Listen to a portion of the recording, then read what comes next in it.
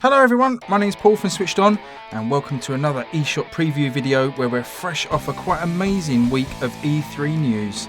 There are so many awesome announcements and new games, so please leave me a comment below with your E3 highlight. I'd love to know what you thought about it. Now for me it had to be The Witcher 3 getting a port to the Switch and also going from a 0 to 100 on my hype level for Link's Awakening. Never really fancied that one until I saw some decent footage from the treehouse. And now I am all in on that. But those are games for the future. Let's refocus on the here and now with some upcoming games for the week ahead on the eShop. Now this week sees two high profile releases that I'll quickly highlight, but really I'm going to focus on some smaller titles that may have been overshadowed this week. The two biggies are Crash Team Racing and My Friend Pedro.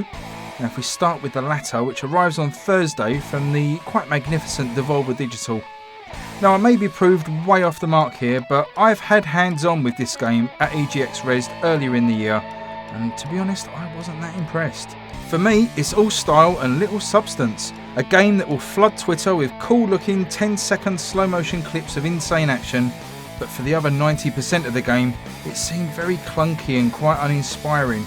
With that said, I'm pretty confident it will review well, but it's not a game that interests me, having personally played it like I said.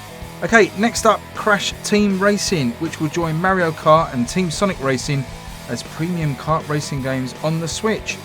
Now there's also a couple of fairly decent indie kart racing games come out, and I would question if there's room for another full price kart racer on the Switch, but it seems to be highly anticipated. But again, this one's not for me. I've pretty much had my fill of this genre for the time being, although if you want to pick this one up, it's also out Thursday for £34.99 and $39.99. So let's get to a couple of horror titles that have caught my eye, and the first one is Slender The Arrival, which is a port of a 2013 PC game. This game of course is based on the fictitious Slender Man folklore tale, and in this game you are tasked with collecting 8 pages from a notebook which have been conveniently scattered across some spooky looking locations, and all the while trying to avoid the Slender Man from catching you. Now you have no defence as such, just a torch and your legs to run away. And I've had a little look around this one. The graphics look great, especially for an old game, and it seems like it'll invoke a suitably creepy atmosphere when you're playing it. It was pretty well received at the time, and a fair price of just $10 and just over £8 may be worth a punt if you like scary games. And a second creepy game this week is called The Child's Sight, which you can pick up on Thursday as well for as little as just £2 or $2 if you own any of the publisher Forever Entertainment's other games.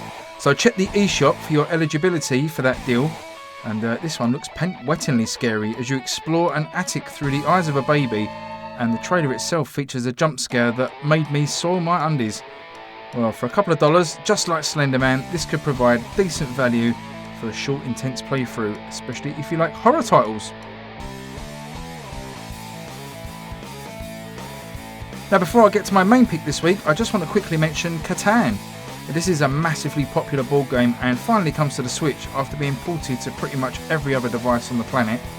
And this game sees you competing for the most points on the island of Catan by settling villages, roads and ports, primarily by trading goods with other players to have the building resources you require. It's a fun game sitting around the table with other players due to that trading aspect, so it does lose a little bit of its vigour playing alone against the AI. But it does have some online modes, and if you do like board games then this is one of the better ones around. So this final choice may be off the wall a little bit, but I've gone for a game called Mainlining as my main pick for the week. This is a port of a 2017 Steam title, and on that platform it has a very positive rating from a lot of reviews. Now being a fan of cyberpunk style aesthetics and puzzle games and an interest in hacking, this seems like a really intriguing title to me. And in this game the fictitious MI7 have been hacked, and it's up to you to find the organisation behind that attack. And played from the perspective of your PC screen, you have to use your own hacking skills to dig up evidence on the criminal underworld, which you hope will lead you to the top of the crime tree. This game also features a dark humour style and gameplay that questions how acceptable and ethical it is that most of our private data is so easily accessible by the powers that be. It has a 15% launch sale for a couple of weeks after release, so if you like the sound of this, there's still time to watch a few reviews before taking the plunge, and it's out on Thursday for a standard price of £11.99 of $14.99, and that's before that discount I mentioned.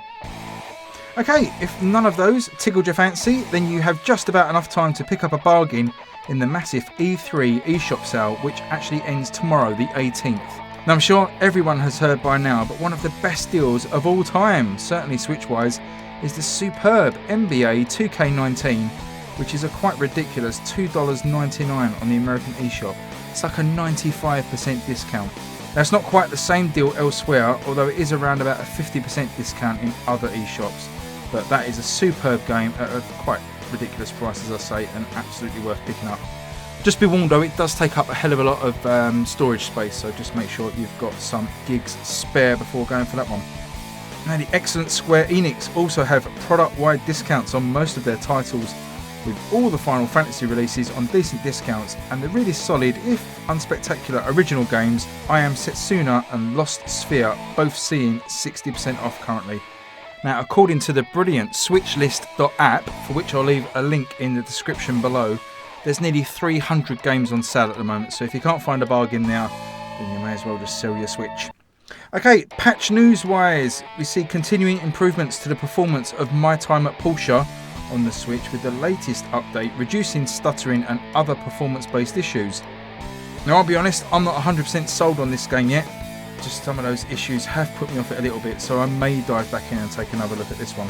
Now, whilst I gave it a glowing 10 out of 10 review the other week, of which I'll link to above, Slater Spire launched with a few niggles to iron out, and the dev team at Mega Crit Games are currently hard at work on a patch to smooth out any of those issues, so I will give you a heads up when that hits. And finally, I don't think I mentioned a recent patch from a week or so ago for Gear Club Unlimited 2, and apologies for that, but this patch adds in new camera angles, some UI improvements, a couple of new cars, and some balancing. Definitely worth checking that one out, which is currently on sale at the moment. Okay, that will do for this week. Please subscribe if you'd like these videos, and thanks again for watching. Remember to stay switched on, and I will see you on the next video. Goodbye!